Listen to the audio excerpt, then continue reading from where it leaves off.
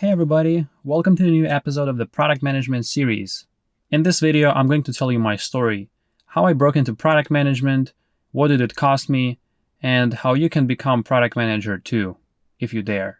I started my career in 2012 as a self-taught software engineer, and I actually went to college back then, but I didn't really like it, and I thought that college doesn't give me any practical skills and I'm just wasting my time there.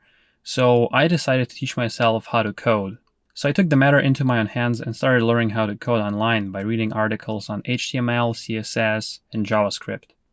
Also, one of my friends told me about quality assurance, and I found this 3-month course in my city, which I enrolled in. Enrolling in quality assurance program probably had the most impact on my career in the beginning, simply because I was able to learn how things work in the real company and what the employers expect from you.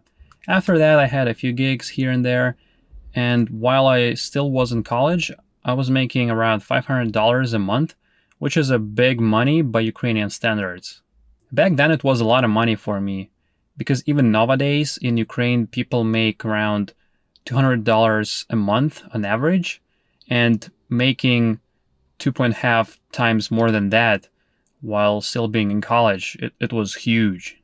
As I gained more and more experience, I started taking on more freelance projects and hired a few friends to help me out. I couldn't work full-time because I was still in college, so this freelance business, my little agency that I found, was a perfect business for me back then. The business model I used is called software development outsourcing, and it's a pretty popular model in countries like Ukraine, Russia, Philippines, India, due to the lower cost of living and lower salaries. As an engineer from one of these countries, you can make a lot of money compared to the average salaries in these countries, while as a customer from, let's say, United States, Canada, or Western Europe, you can get decent quality engineers for half the price. So it's a win-win for both sides. But again, it's a topic for a completely different video. Later, I moved to the United States and started doing consulting for Silicon Valley companies.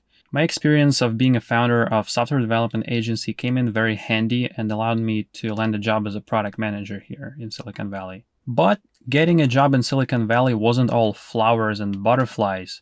It was actually very brutal. I had a very thick accent, my English was bad, and I had to deal with work permits, visas, all that good stuff. All at the same time. It was nasty.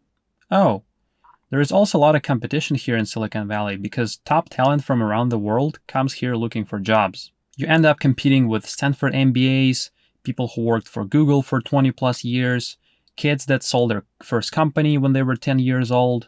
All of that makes finding a job really hard if you're just a simple guy from Ukraine with broken English. This atmosphere forces you to learn 10x faster, because if you don't, you will inevitably fail. In Ukraine, I could just easily update my LinkedIn status to something like looking for new opportunities, and recruiters will start messaging me probably in the next day or two. But when I did the same thing here in Silicon Valley, it just never happened. Although after I put eBay on my resume, things became a lot easier. So next, I started doing consulting.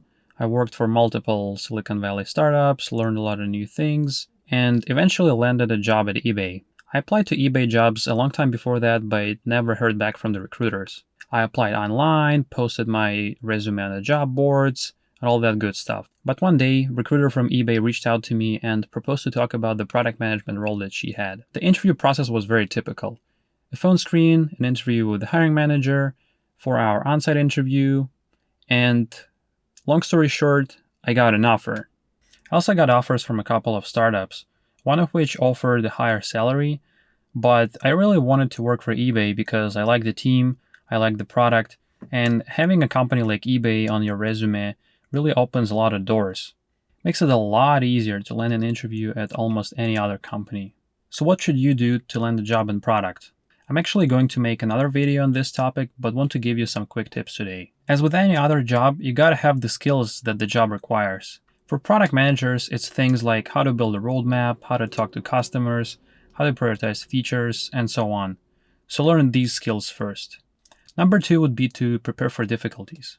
Changing a career path or breaking into a new profession requires a lot of time and hard work, which oftentimes takes a mental toll.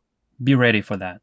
And the last tip I would give is this: never give up. You'll face rejection, recruiters will ignore you, everything is gonna seem pointless, everything is gonna seem like it doesn't work. Just keep pushing. Write down each step required to get a job. Identify where you have issues and difficulties and why. Then fix them and try again. If I was able to pull it off with broken English and no fancy MBA degree from the top tier school, you can too. If you enjoyed this video, let me know in comments how you got to where you are now. Whether you're a software engineer, product manager, or whatever you do for a living, let me know how you got into the profession and I'll comment on that. Don't forget to give it a thumbs up and subscribe. This really helps the YouTube algorithm and helps me make more videos for you. And until next time.